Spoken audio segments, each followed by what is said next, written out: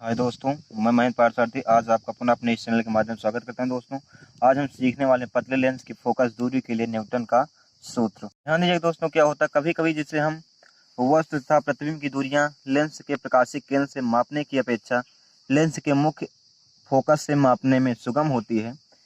और यदि किसी लेंस की प्रथम फोकस से वस्तु की दूरी x डैश और द्वितीय फोकस से प्रतिबिंब की दूरी x हो तो जो न्यूटन का सूत्र होता है x into x dash is equal F into F dash होता है। यानी जहां आपका प्रथम और द्वितीय फोकस होगा, इसी सूत्र की उत्पत्ति अभी हम इस वीडियो में करेंगे। तो आप लोग इस वीडियो में बने रहिएगा, और जो कि यह बहुत ही इम्पोर्टेंट है दोस्तों। तो ध्यान दीजिएगा, इसका चीज़ पहले समझिए। ये आपका एक उत्तल लेंस है और आपका प्रकाशीय केंद्र सी है। ये आपका क्या है दोस्तों? मुख्य अक्ष, प्रथम फोकस एफ डैश, फोकस द्वितीय फोकस एफ है। अब मान लेते हैं यदि कोई वस्तु दर्पण के मुख्य अक्ष पर ओ डैश है और इससे जब कोई प्रकाश किरण इस मुख्य अक्ष के समांतर जाती है तो वह अपवर्तन के पश्चात प्रथम वह फोकस से होकर द्वितीय फोकस से होकर गुजरती है। और दूसरी बात यह है कि जब कोई प्रकाश किरण प्रथम फोकस या फोकस से होकर गुजरती है तो अपवर्तन के पश्चात वह मुख्य अक्ष के समांतर हो जाती है। तो ये दोनों अपवर्तित किरण जहां पर एक दूसरे को काटती हैं, वहीं आपका प्रतिबिंब आई डैश बनता है। आई डैश वो भी आपका कैसे बन रहा है दोस्तों? उल्टा प्रतिबिंब वास्तविक और उल्टा प्रतिबिंब बन रहा है। अब देखिए, उल्टा प्रतिबिंब जो होता है दोस्तों हमेशा वास्तविक होता है। इसका एक ट्रिक है वाव, यानी वास्तविक प्रतिबिंब हमेशा उल्टा होता है।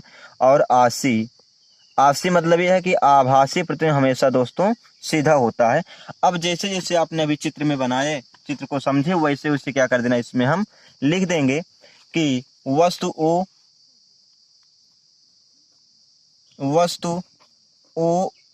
डैश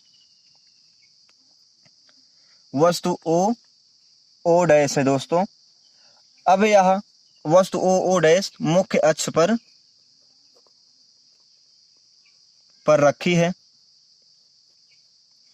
अब ओ डैश से चलने वाली प्रकाश किरण, यही लिखिएगा कि ओ ए मुख्य अक्ष से चलने वाली प्रकाश किरण का जब अपवर्तन होता है तो वह परावर्तन के पश्चात प्रथम फोकस से होकर गुजरती है।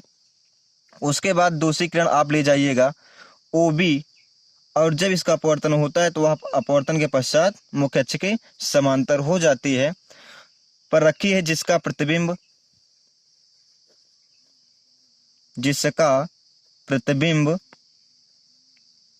आई डैश है। इसमें लिखिएगा जब वस्तु से ओ डैश ए किरण मुख्य अक्ष के समांतर जाती है, अक्ष के समांतर जाती है तो अपवर्तन के पश्चात,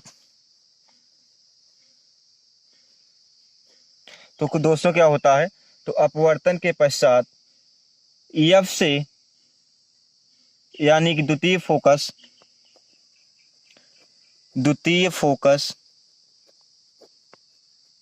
एफ से होकर गुजरती है। अब दूसरी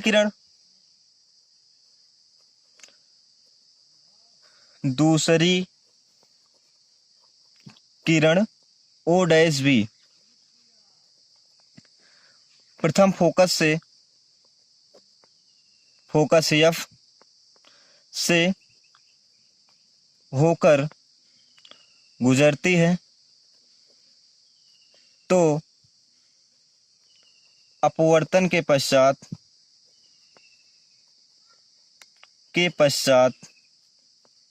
बी आई डैश के रूप में अपवर्तित, यानी कि मुख्य अक्ष के पश्चात मुख्य अक्ष के समांतर हो जाती है। जहां पर ये दोनों किरणें आपस में काटते हैं, वहीं इसका प्रतिबिंब आपका आई डैश बनता है। अब दोस्तों ध्यान दीजिए, अब इसके बाद लिखेंगे दोनों किरणें आई डैश पर आके मिलती हैं जहां वस्तु का प्रतिबिंब आई डैश बनता है। अब दोस्तों ध्यान दीजिएगा, अब हम दो त्रिभुज लेंगे, एफ डैश ओ डैश तथा एफ डैश सी बी, यानी कि एफ डैश ओ ये वाला त्रिभुज पहला, और दूसरा त्रिभुज है एफ डैश ये त्रिभुज। इन दोनों त्रिभुजों को हम क्या दिखाएंगे, समरूप दिखाएंगे। अब ध्यान देंगे समरूप कैसे होगा कि ये कोण आपका 90 अंश, ये भी कोण आपका दोस्तों 90 अंश, ये दोनों आपके कोण एकांतर कोण, यानी एक जितना अंश का है उतना अंश का ये भी है। अगर किसी भी त्रिभुज के दो कोण आपस में बराबर हो जाते हैं तो वह त्रिभुज क्या हो जाता है दोस्तों, समरूप त्रिभुज हो जाता है।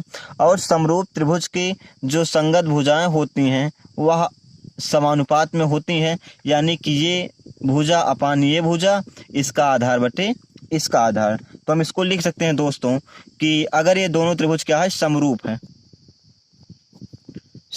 है तो हम लिखेंगे कि ओ डैश, यानी कि ये लंब अपान इसका लंब, ओ डैश अपान यहाँ आपका दोस्तों सी है, ओ डैश अपान सी बी बराबर इसका आधार बटे इसका आधार, यानी कि एफ डैश ओ अपान क्या हो जाएगा दोस्तों, सी एफ डैश।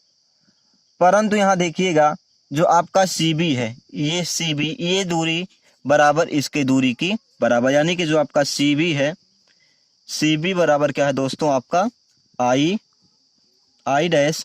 तो हम इसको क्या करेंगे, सी वी के स्थान पे आई डैश लिख देंगे, O dash upon I dash is equal F dash O upon C F dash. अब हम इसको मान लेंगे समीकरण नंबर 1।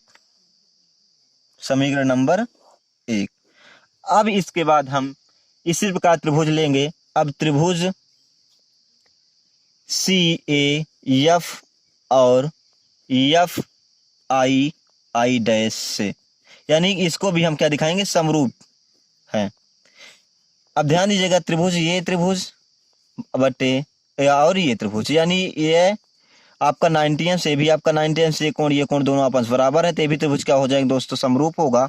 तो वही कंडीशन इसका लंब बटे इसका लंब, इसका आधार बटे इसका आधार कर देंगे, तो क्या हो जाएगा, C A upon I dash is equal C F upon F I.